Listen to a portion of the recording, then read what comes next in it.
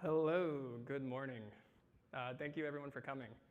Welcome to Adopting a Fleet-First Mindset at Spotify. So who am I? Why listen to me today? Well, I'm an engineer at Spotify, and I work on a team named Starfleet, or Squad as we call it internally, where we work on a problem area called fleet management, and we built a platform called Fleet Shift, among some other pretty cool things. So what are we going to talk about today? Well, first, let's talk about the challenges of managing software at scale, at least at Spotify in the past.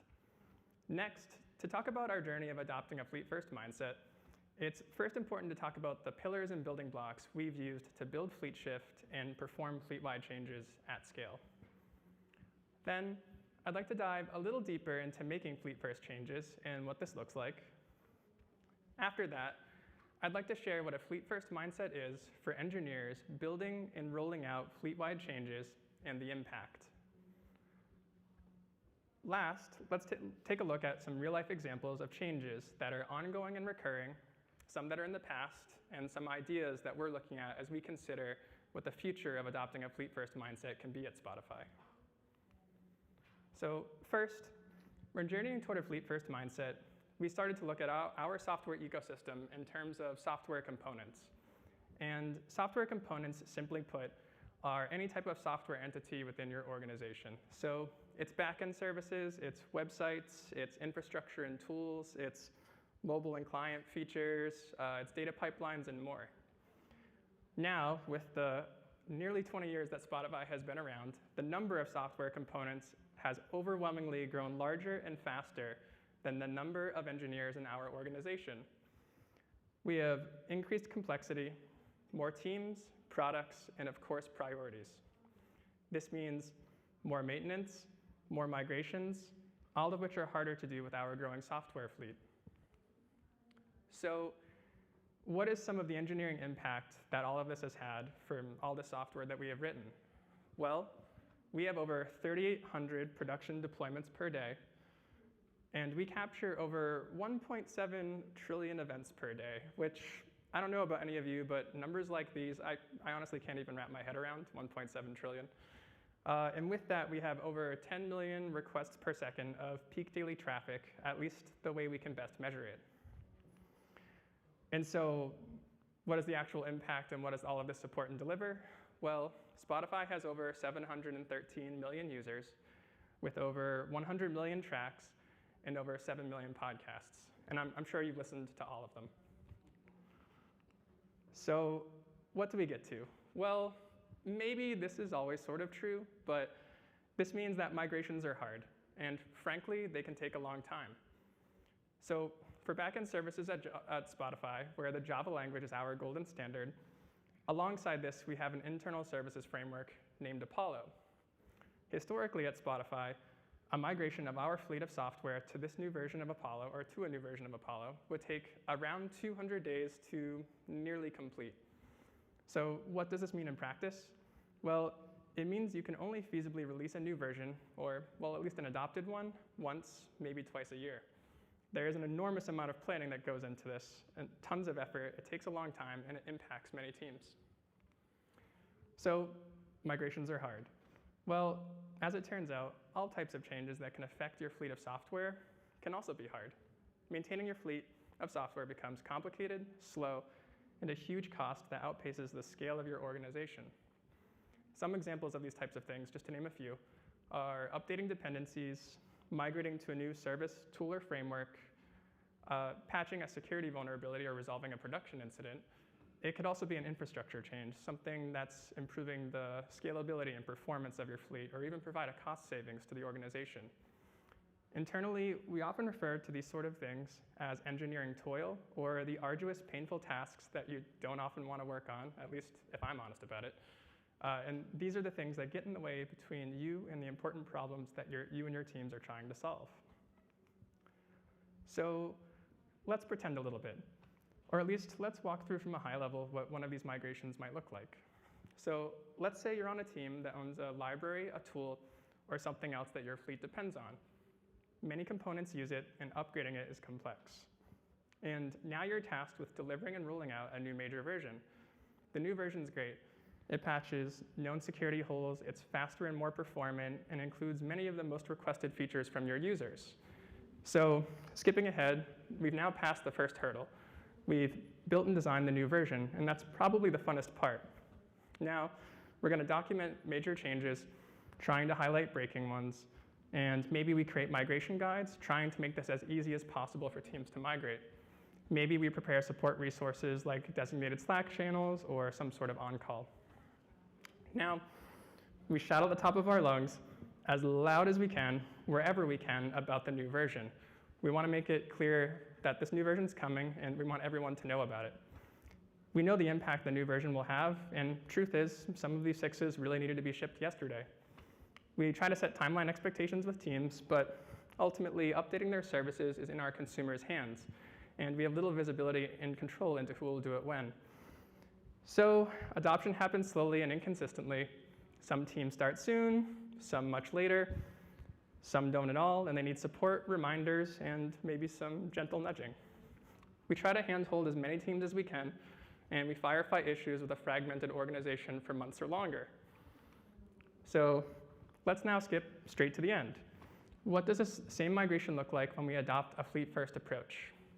So you build the new version, then you create a fleet shift that pushes out that change and upgrades the fleet to that new version.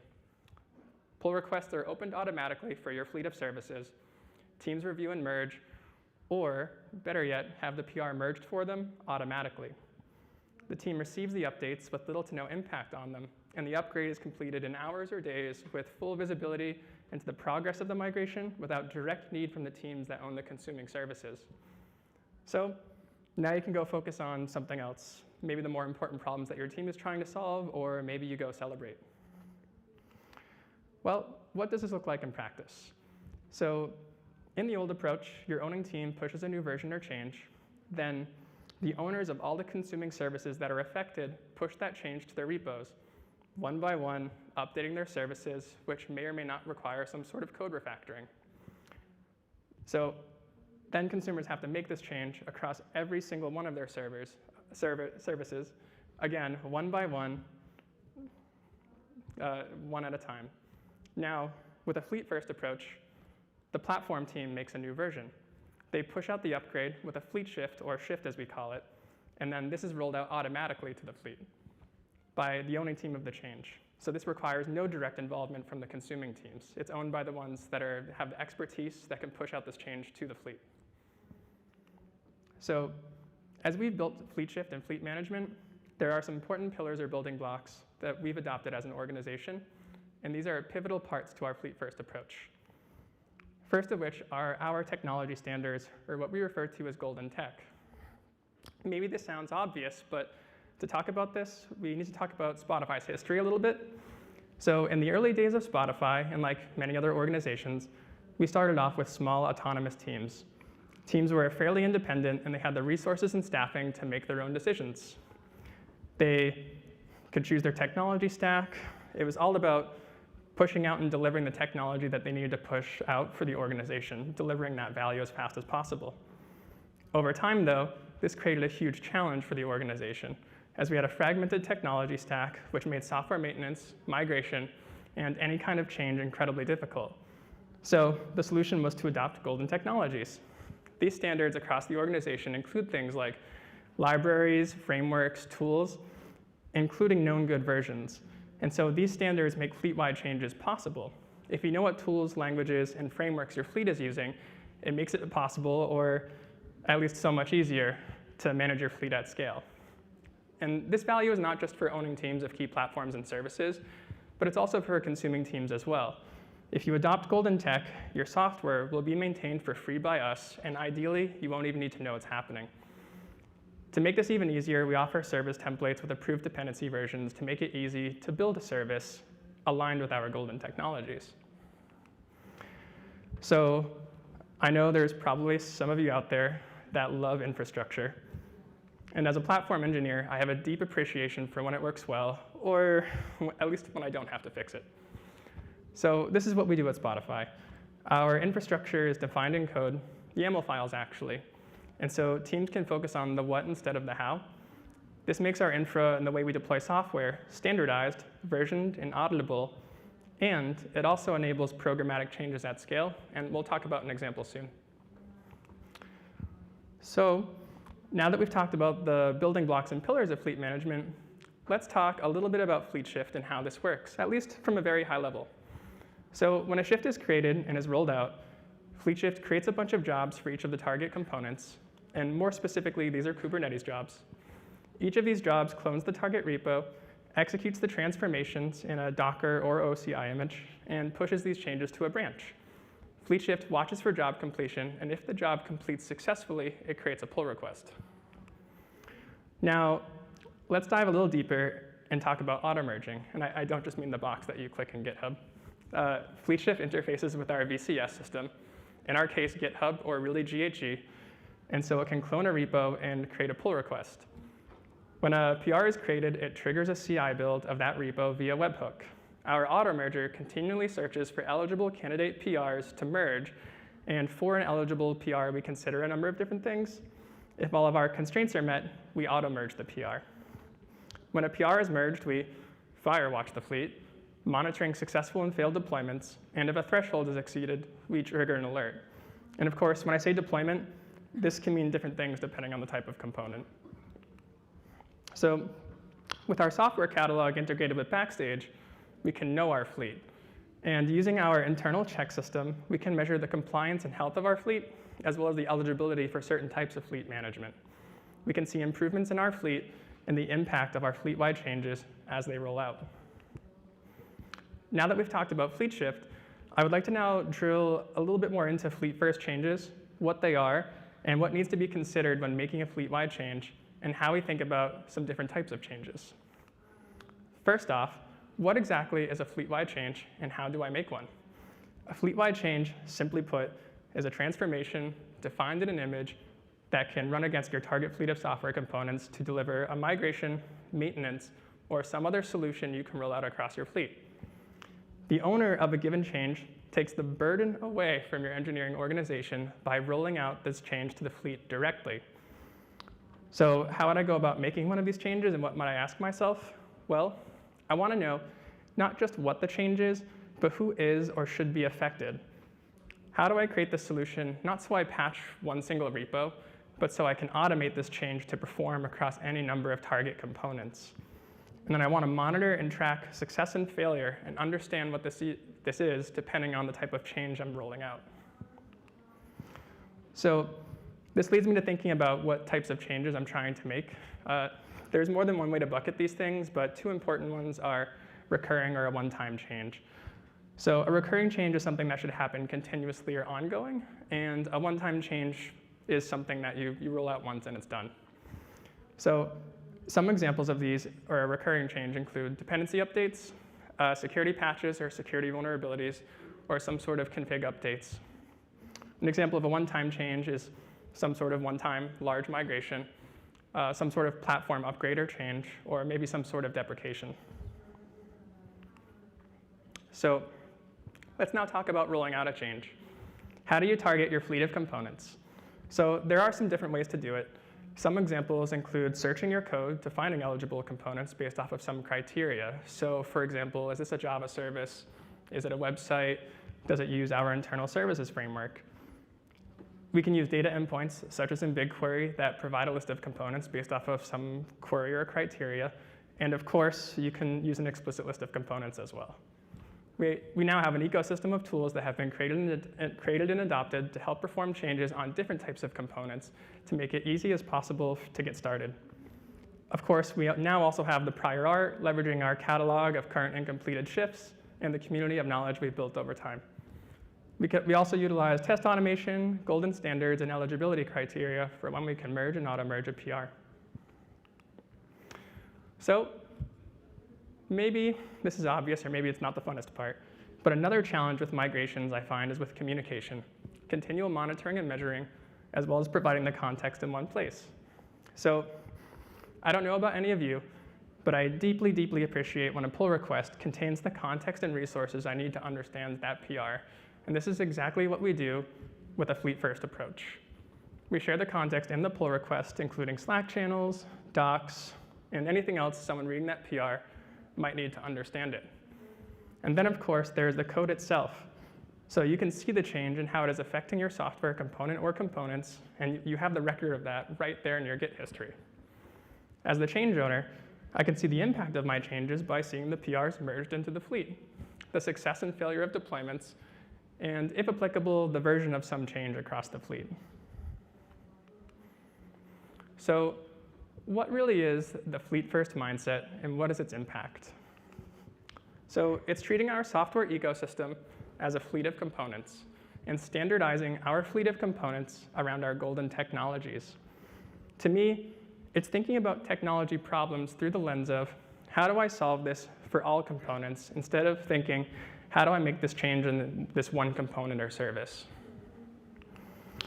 And so what is the impact that adopting a fleet-first mindset has had? So for only 2025 and for only the first half of 2025, we've saved our engineers over 450,000 hours of effort through automated fleet-wide refactoring. Over time, we've created over 2.4 million PRs, many of which have been auto-merged, with a 3-to-1 bot-to-human ratio of PRs created through automation. Let's now take a look at some real-life examples of fleet-wide changes from the past, ongoing, and the present, and what we're looking at now, and what the future of fleet management can be at Spotify. But here's just one quick thing I want to show you first. In Backstage, not unlike our automated PRs, we try to have one place, at least to start, you can go to as someone who owns components and receives fleet-wide changes. Or maybe you own some sort of fleet-wide change. The latter of which you're probably in both groups in all reality, because 3-to-1 bot-to-human ratio of created PRs. And of course, we have a golden guide so you can understand best practices for making a migration, the technical docs for the FleetShift platform, and very important video resources for those of us who don't like to read everything in docs, myself included. So let's now time travel and go back in the past. Let's say we all work at Spotify, and in 2021, we wake up and we find out that our standard logging library across our fleet of Java services has a backdoor. That might sound scary or unfortunate. Fortunately, we have FleetShift and a fleet-first mindset, and within 11 hours, we were able to patch 80% of our fleet of services using log4j. Sounds pretty good. Back to the present, we utilize the Java BOM, or bill of materials, which is versioned to roll out known good versions of dependencies across our fleet of Java services. This runs on a continual basis, even today, to keep our fleet up to date, and this is what you might see if you were looking at the Java BOM in FleetShift. And next, here's an example PR from a really great FleetShift that updated database autoscalers across the fleet, optimizing and providing a technology cost savings for the organization. The PR contains the context of who is making the change, how to reach out to the change owners, and the context for why the change is happening, and more, all there in the PR description. In your Git history for review today, tomorrow, and later. Here's an example of leveraging declarative infrastructure to make this change in a job, in FleetShift, to push that change straight to a branch. So now as we're looking into the future of what fleet management can be at Spotify and the evolution of what adopting a fleet-first mindset is, let's consider a couple of different ways in which you can manage your software components. So with polyrepos, your software components exist across many, many code repositories. And polyrepos have some advantages. But monorepos also have some advantages and are great for making large-scale fleet-wide changes. So using what building blocks we have with fleet management and using this as a step toward monorepos, but before we could make this change, we needed to improve our fleet first. So we followed this journey. We first standardized our technology organization using golden technology. We have declarative infrastructure enabling us to make programmatic changes at scale. And of course, FleetShift, allowing us to make fleet-wide changes across our fleet of components, removing the engineering toil and pain from our engineers, performing fleet-wide refactorings at scale with monitoring and visibility. So now, as we are in progress with this monorepo migration across our engineering domains, such as front-end clients, mobile clients, and of course the back-end, We have already seen some amazing benefits from making this migration.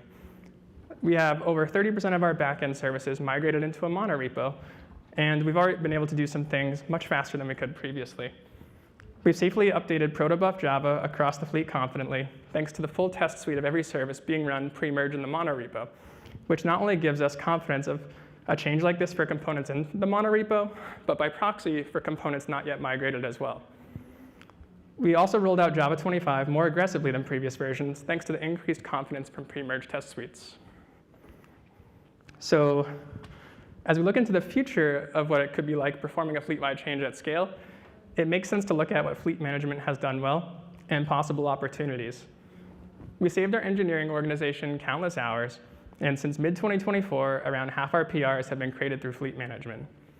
And this has had a huge impact on the organization, helping us save the organization a huge amount of time and effort maintaining our fleet of software. Like every platform or tool, though, FleetShift has its opportunities, and one of them has been performing more complex code refactorings. For example, manipulating a component's abstract syntax tree, or AST, or using regular expressions requires a high degree of specialized expertise, in particular when you're trying to do this across your fleet of services. So, a very popular topic, I'm sure, AI, as it's becoming more capable of making complex changes, presents an opportunity to try to do this. So we have built a small internal CLI that can, among other things, delegate executing a prompt to an agent. This is used within the existing fleet management tooling, and it helps us generate the code declaration of our transformations, but the rest of the tooling remains the same. So can we ask ourselves the question, can we allow engineers to define and run fleet-wide changes using natural language? And we're really excited for what the future of adopting a fleet-first mindset can be using AI and, of course, other new technologies. Now, what are other future considerations of ours? Well, we want to continue to improve our tooling to make rolling out impactful fleet-wide changes easier to do. And alongside this, enable increasingly more complex changes. We want to push greater adoption, enabling more fleet-wide changes to be automated, and continue to explore how things like AI, LLMs, and other tools can be used in the context of making fleet-wide changes, and how this all fits into our fleet-first approach. So we also have some additional great resources around these topics. We have a blog post, as well as a podcast, or a couple of blog posts, as well as a podcast episode available online, and of course in Spotify. Lastly, I wouldn't be speaking here today if it wasn't for my amazing colleagues, and so this is all of us. Thank you.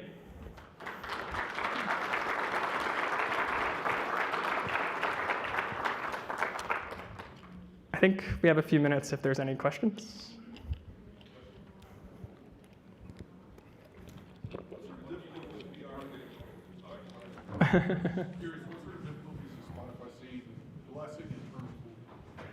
Ooh, it's a good question.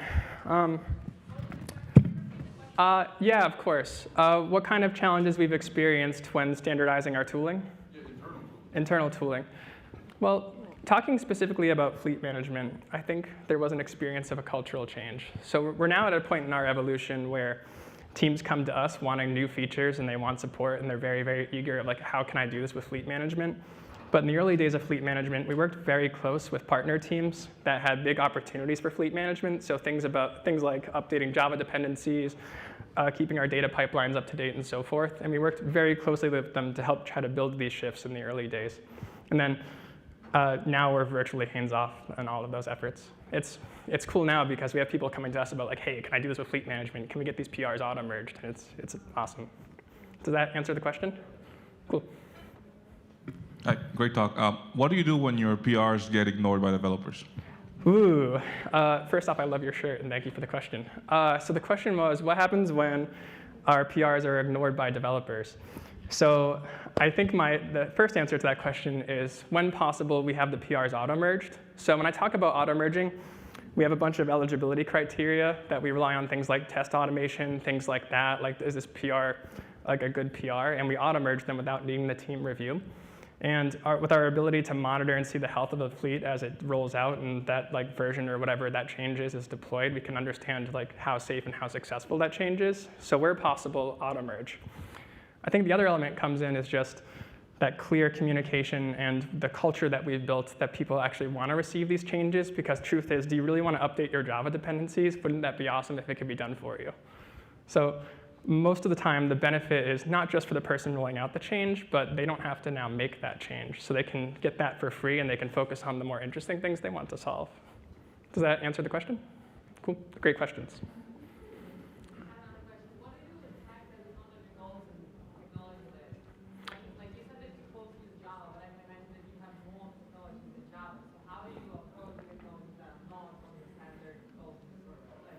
Sure. Well, we have a lot of different engineering domains within Spotify. So Java is the standard for backend services, but Python is very popular for ML. We have Scala for data pipelines. Of course, there's web, which is generally TypeScript. All of the different clients, iOS, Android, and so forth. And so Java is one common and powerful example of this, but it's not the only domain that we have automated dependency management for. So there's ones for Python and for data pipelines and so forth. It's a good question. Yep.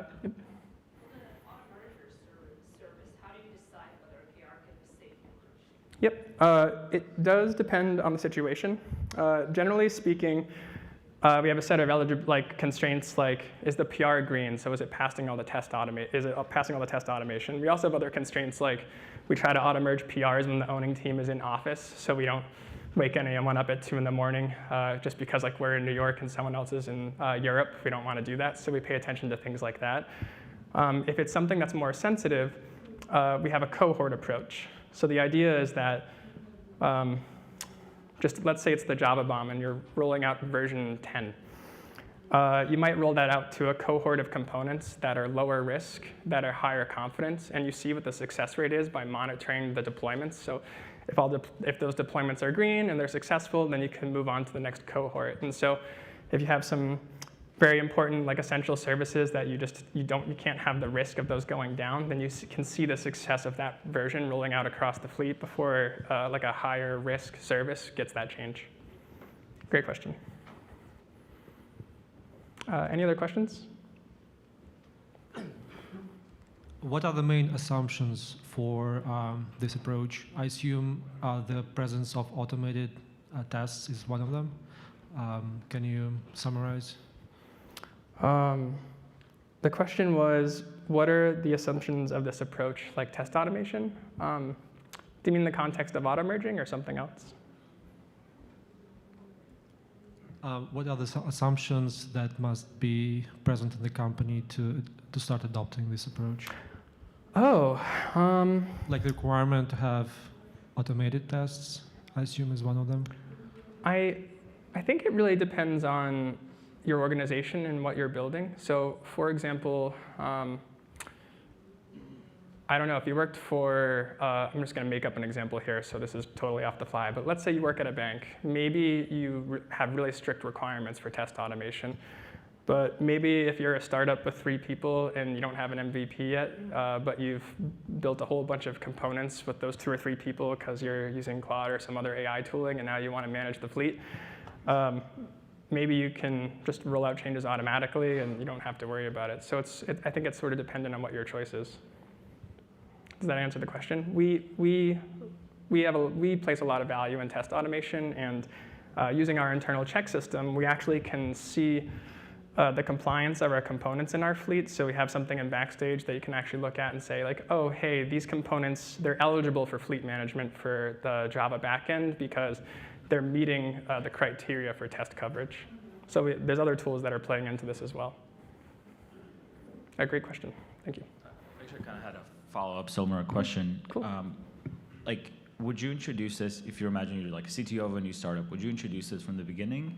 Or do you think there's a minimum complexity that needs to exist already for this to happen, for this to get adopted? Yeah, that's a good question. The question was, if you were the CTO of a company, like a new startup or something, would you introduce this approach right away? Yeah, I don't know that I've thought of that personally. As a builder of fleet shift or fleet management, I'm going to say yes, but maybe that's not the case. Maybe there is a certain scale where this is more valuable. But I don't know that scale is necessarily huge either. Cool question. Any other questions? I think we might be at time too. Any final questions? Ooh, okay, this is Andy, not Spotify talking. I personally would love to ship this, but I'm not aware of any like imminent priority or like that we're doing that currently. I like the question though. All right, thank you so much.